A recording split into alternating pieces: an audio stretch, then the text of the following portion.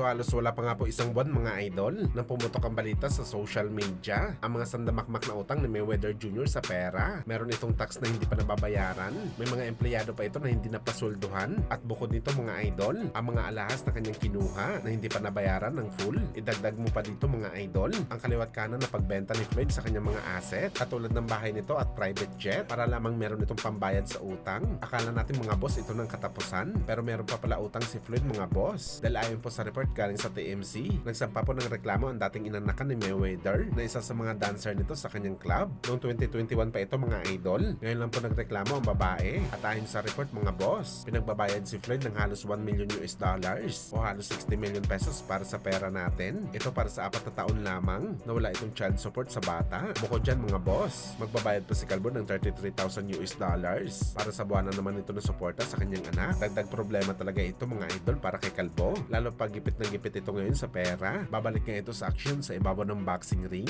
para makabayad lamang sa utang.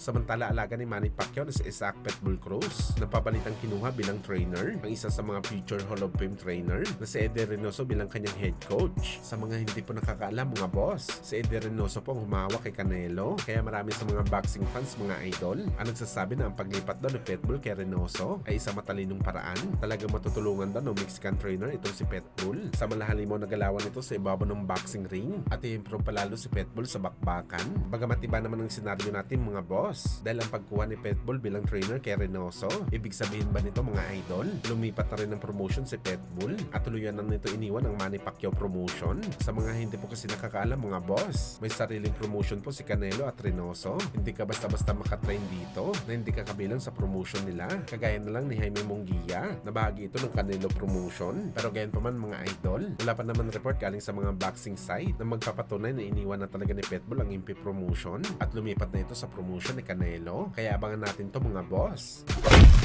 Sa kabilang banda naman mga idol, General Casimero, tuloy-tuloy ang pagbanat kay Luis Neri para sa bakbakan nila sa June 6 sa Japan. Ayon sa bagong patutsada ni Alas mga idol, papagapangin daw talaga nito ang Mexican fighter sa bakbakan nila. Yan daw ang sigurado mga boss. Talagang immortal daw kasi ang lakas ni Casimero at ipapakita niya daw ito sa bakbakan nila ni Neri. Well, sana mangyari to mga boss. Dahil ang panalo ni Alas, panalo din ng Pilipinas. Pero gayon pa man mga boss, hindi naman siguro papayag si Neri. Nawawasakin lang siya ni Casimero. Malamang ang iniisip ni Cuadro Alas, yun din ang iniisip ni Luis Neri, yung patahimikin at tinakap din si Casimero sa bakbakan nila sa June 6. Kaya magkakalamanan yan sa aktual na bakbakan mga boss, kung sino ba talaga ang tunay na malakas sa Pinoy at Meksikano.